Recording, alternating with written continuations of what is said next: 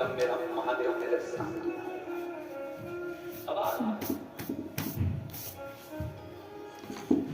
एक एक चावल को गिनती श्री शिवाय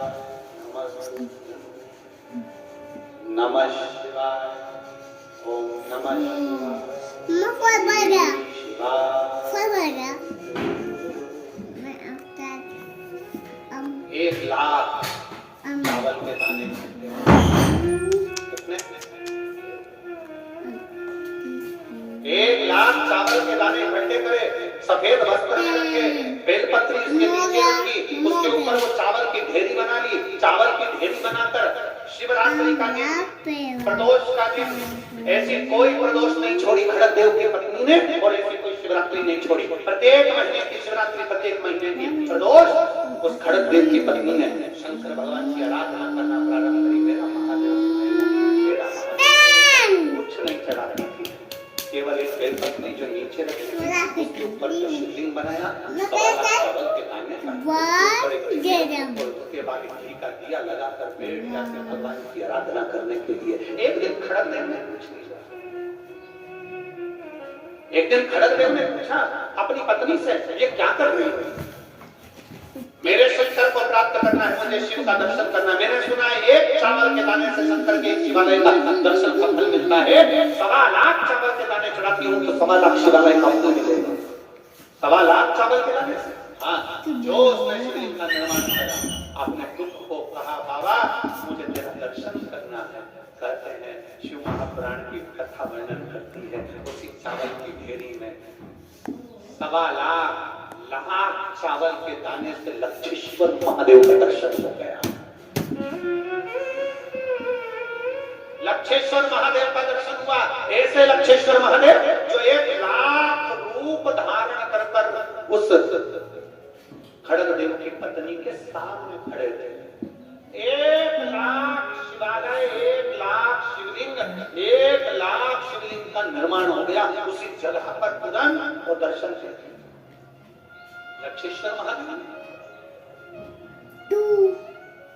दर्शन।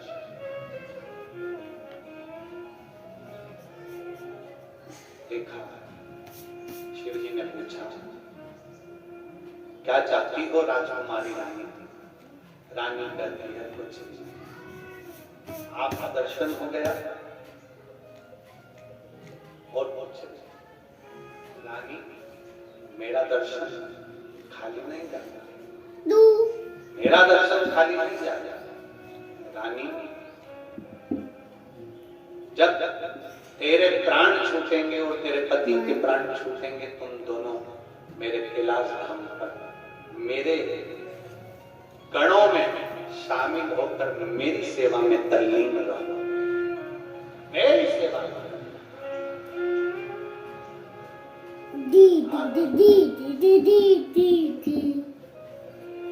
चंद्रवंशी है वंश के उस राजा खड़ग देव से भगवान शिव ने कहा, तुम अपने हाथों से शिवालय देवालय का निर्माण कार्य प्रारंभ करो।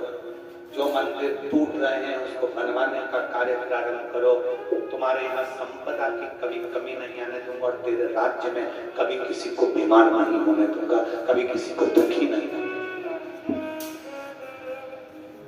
अपनी सोसाइटी में, अपनी कॉलोनी में, अपने नगर में, अपने क्षेत्र में, अपने शहर में, तुम जिस जगह पर रहते हो उस नगर गांव मोहल्ले में अगर शंकर का मंदिर है और उसमें कोई देख रेख नहीं कर रहा तो तुम करो।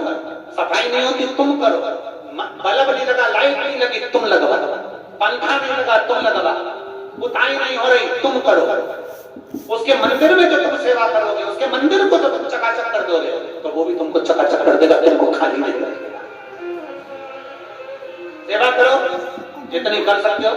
और हम तो निवेदन करेंगे 7 मार्च से 13 मार्च तक जो लोग सियोरा में उनसे निवेदन है, सियोराओ पर सेवा के भाव से। कचरा हो रहा है उठाऊंगी, भोजन कराऊंगी, ये करूंगी, सेवा के भाव, कथा सुनूंगी, सेवा के भाव।